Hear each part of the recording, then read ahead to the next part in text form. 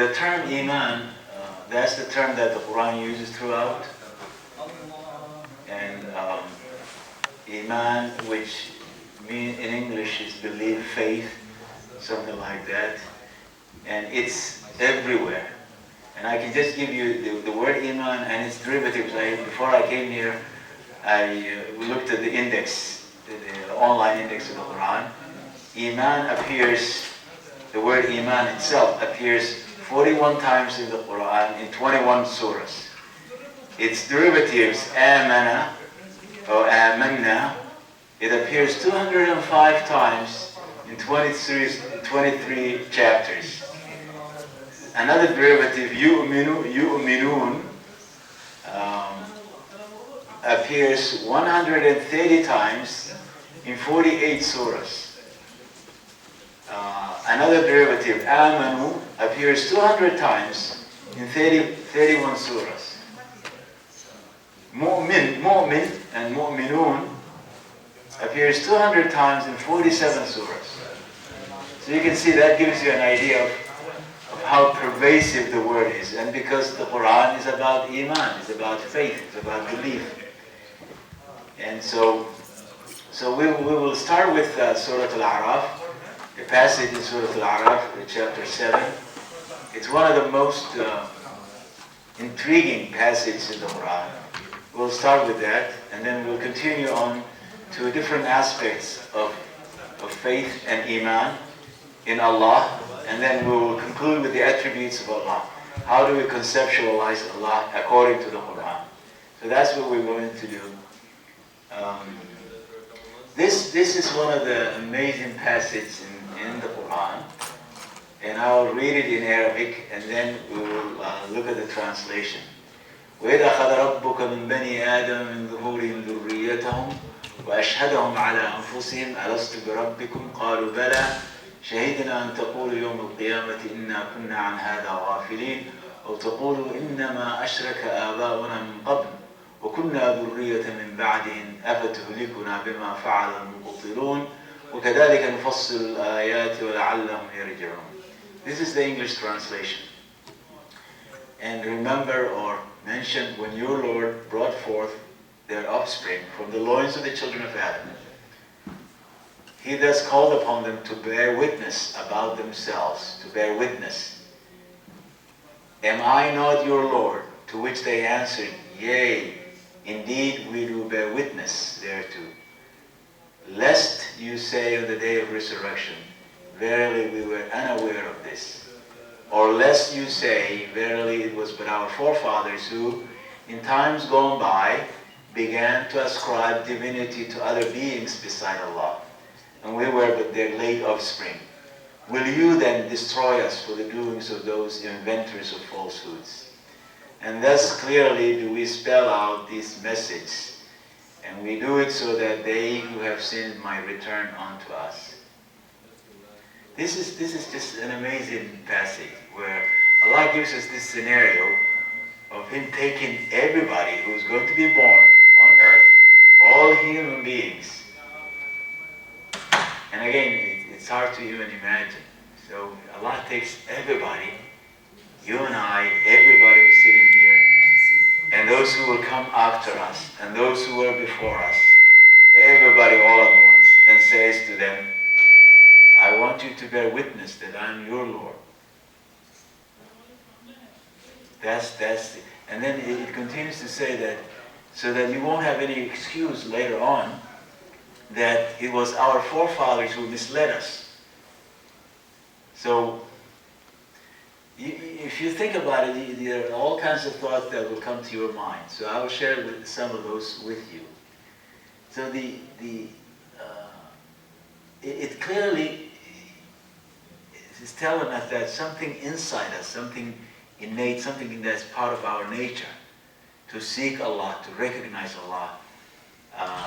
And so that's it's something that Allah has created in us and reminded us that time when He brought all of us out. The other interesting thing about the passage is that the concept of time in the Quran, it's like in the past, the Quran talks about it as if it totally gives you a different conception of time. If you read out through the Quran. One of the interesting things, I hope one of these days, like I talked to you about when Maurice Bukai, who was a neurosurgeon, when he read Surah Al-Alaq, the way he came up with new ideas of understanding it, I think one of these days, if a quantum physicist studied the Quran, just paying attention to the time, the way the word time is used, because there's a totally different conception of time. And you can understand that because time Allah is not dependent on time. He transcends time. And so time, the way we understand, that we divide into the past, the present, and the future, it's not in the Quran that way. It's like time is considered, and the flow of time is considered as one single entity, which, by the way, the conception of quantum physics now. You know, the way we understand time and the way that physicists talk about time are totally different. And I think if a physicist studied the Quran, they would get a lot of concepts out of there. So the passage is clearly referring to that there's something inside us that Allah has instilled in us that wants Allah, that seeks Allah, that hankers for Allah. And you will see that in all cultures. It's common to humanity. And the Quran refers to that in other places. For example, in Surah Al-Rum, this passage that we recited is Surah Al-A'raf, chapter 7, verses 172 to 174. I think I wrote in the email 171. It's actually 172 to 174. Then Surah Al-Rum, the next passage is Surah Al-Rum. I did not put this in the email. Surah Al-Rum is chapter 30, verse number 30. And this is a verse that refers to what I just talked about. فأقم وجهك للدين حنيفا فطرة الله التي فطر الناس عليها لا تبديل لخلق الله ذلك الدين القيم ولكن أكثر الناس لا يعلمون. And so set your face steadfastly towards the one ever true faith, turning away from all that's false, in accordance with the natural disposition. This natural disposition the Quran calls fitrah. In accordance with the natural disposition which Allah has instilled into mankind. For no change is allowed to what Allah has just created. This is the purpose of the one ever true faith, but most people do not know. So the purpose of this iman is for us to go back to that innate creation, natural disposition that Allah has instilled in us. And nothing can change that. I think it's the same thing that the Prophet ﷺ refers to in a hadith where he says, كل مولود, it's one of the hadith that we learn as children, كل مولود يولد على الفطرة فأبواه يهودانه أو ينصرانه أو يمجسانه. Something like that the Prophet said ﷺ, that everybody is born with this innate quality, but then he refers to the parents turning them into Jews or Christians or Magians or whatever religion. It's not just the parents, the environment changes people, corrupts that innate natural disposition that they have. So the Prophet ﷺ tells us that everybody is born that way, but then it's the parents and the environment that's in them that kind of corrupts what was created and what was inside the person. And that's why I think in Surah An-Nisa, this is chapter 4, and this is repeated almost verbatim. And so chapter 4, verse 48, and then chapter 4, verse 116. And this is what the Quran says. For that reason, because of this, the witnessing that we did in eternity, because of that, Allah says, إِنَّ اللَّهَ لَا يُغَيِّرُ أَنْ يُشْرَكَ بِهِ إِنَّ اللَّهَ لَا يَغْفِرُ أَنْ يُشْرَكَ بِهِ وَيَغْفِرُ مَا دُونَ ذَلِكَ لِمَنْ يَشَاءُ وَمَنْ يُشْرِكْ بِاللَّهِ فَقَدِ افْتَرَى إِثْمًا عَظِيمًا. That's the first verse, chapter 4, verse 48. Verily Allah does not forgive the ascribing of divinity to anything beside Him, although he forgives any lesser sin unto whomever he wills. For he who ascribes divinity to anything beside Allah has indeed contrived an awful sin. So the only thing that Allah doesn't forgive, if you die in that state, in the state of ascribing divinity to anything but Allah, Allah doesn't forgive that, but forgives everything else. He may forgive everything else. I mean, you can imagine any sinful act, any horrible thing that a person did may be forgiven because Allah is merciful. He knows the circumstances of people and why they did what they did, and so we leave that to Allah. But then He says, no, He's not going to forgive anybody who allows themselves to ascribe divinity to anything but Allah. So idol worshiping and things of that nature. And then it's repeated in chapter 4, verse 116. إِنَّ اللَّهَ لَا يَغْفِرُ أَن يُشْرَكَ بِهِ وَيَغْفِرُ مَا دُونَ ذَلِكَ لِمَن يَشَاءُ وَمَن يُشْرِكْ بِاللَّهِ, that's the difference. وَمَن يُشْرِكْ بِاللَّهِ فَقَدْ ضَلَّ ضَلَالًا بَعِيدًا. Verily, Allah does not forgive the ascribing divinity to anything beside Him, although He forgives any lesser sin unto whomever He wills. For those who ascribe divinity to anything beside Allah have indeed gone far astray. They have totally rejected their inside, what's inside them. Now we are going to go into the conception that the Qur'an wants us to conceive Allah. How should we understand Allah? What does believe in Allah constitute? What does it mean? And the first thing that I want to, the first surah, the first verse is in chapter 42, Surah Shura, verse 11. It says, فاطر السماوات والأرض جعل لكم من أنفسكم أزواجا ومن الأنعام أزواجا يذرأكم فيه ليس كمثله شيء وهو السميع البصير. That's one of the basic conception of Allah, that ليس كمثله شيء. The English translation, the originator is He of the heavens and the earth. He's the one who originated, who created all that. He has given you mates of your own kind, just as He has willed that among the beasts there be mates, to multiply you thereby. But there's nothing like unto Him, nothing like unto Him. And He alone is all hearing, all seeing. So there's nothing like Allah.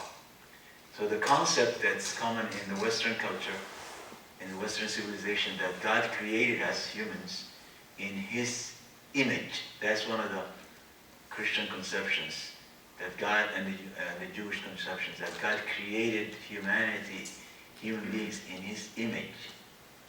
So that's why one of the things that I remember coming to this country a long time ago was in the Western culture they sketch, or they picture, they depict God as an old man with white hair and white beard sitting in a cloud.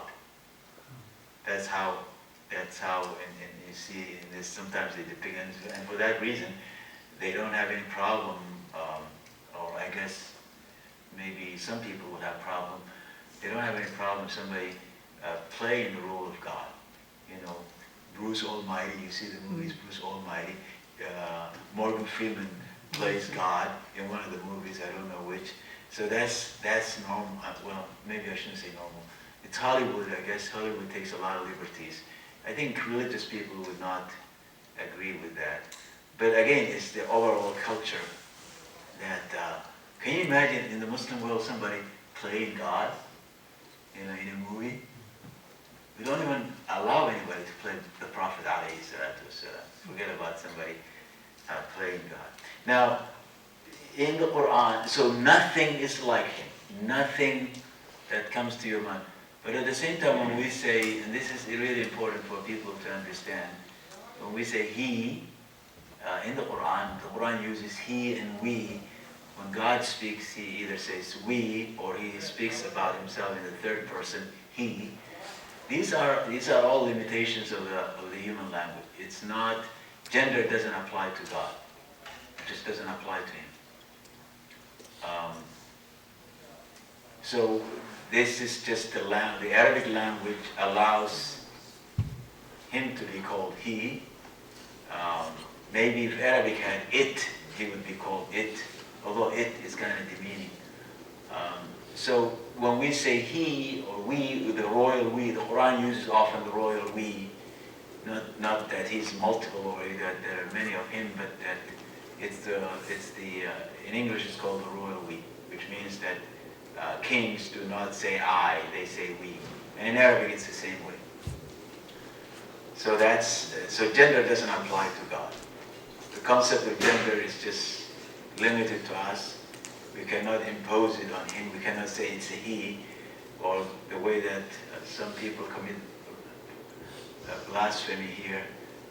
They say the man upstairs or something like that. We cannot say that. He's not a man. He's not a woman. He's not, none of those genders apply.